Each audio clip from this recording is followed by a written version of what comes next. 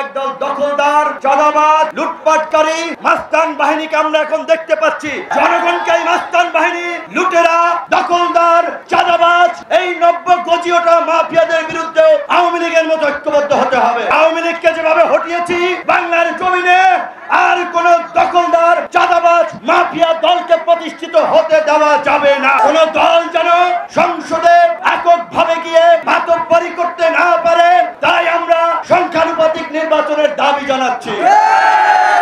এই সংসদকে কার্যকর সংসদ করা, জনগণের প্রতিটি ভোটের মূল্য দেওয়ার জন্য প্রত্যেকটি রাজনৈতিক দল যারা যেই অনুপাতে ভোট পাবে সেই অনুপাতে তাদের প্রতিনিধিত্ব সংসদে থাকবে। এক দল এককভাবে ক্ষমতায় গেলে কি হয় সেইটা আমরা গত 50 বছরে দেখেছি। আর কোন দলকে এককভাবে ক্ষমতায় নিয়ে আমরা স্বৈরাচার ফাঁসিবাদী হতে দেব না। গণ অধিকার ট্রাক প্রতীকে নির্বাচিত হয়েছে। বিএনপি সহ 42টি দল আমরা যুগপৎ আন্দোলন করেছি, কিন্তু দুঃখের বিষয় এই ক্ষমতায় যেতে না যেতেই বিএনপি নেতা কর্মীদের চেহারার বদল আমরা দেখতে পাচ্ছি। আওয়ামী ফাঁসিবাদের প্রতিধ্বনি তাদের কর্মকাণ্ডে আমরা শুনতে পাচ্ছি। কাজী পরিষ্কার কথা, বিএনপি যদি এটা উপলব্ধি করে যারা আন্দোলন করেছে বিগত 1.5 দশক রক্ত দিয়েছে তাদের নিয়ে জাতীয় সরকার করবে, তাদের মূল্যায়ন করবে, তবেই বিএনপির সাথে জোট হবে, বিএনপির সাথে রাজনৈতিক সমঝোতা হবে।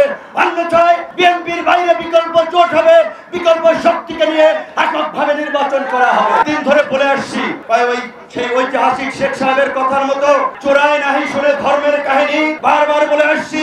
আওয়ামী দখলদার চাঁদাবাজদের হটিয়েছি, পত্রিকা অফিস দখল হয়ে যাচ্ছে, গার্মেন্টস মিল ফ্যাক্টরি দখল হয়ে যাচ্ছে, ব্যবসা প্রতিষ্ঠান দখল হয়ে যাচ্ছে, মানুষের ঘের দখল হয়ে যাচ্ছে, চর দখল হয়ে যাচ্ছে। এই দখলদারির জন্য ছাত্র জনতা জীবন দেয় নাই। চোরাই নাই শুনে ধর্মের কাহিনী যারা এগুলো করছে তাদের কানে যাচ্ছে না। সরকারকে আমরা অনুরোধ করবো অবৈধ অস্ত্র উদ্ধারের জন্য যেমনি ভাবে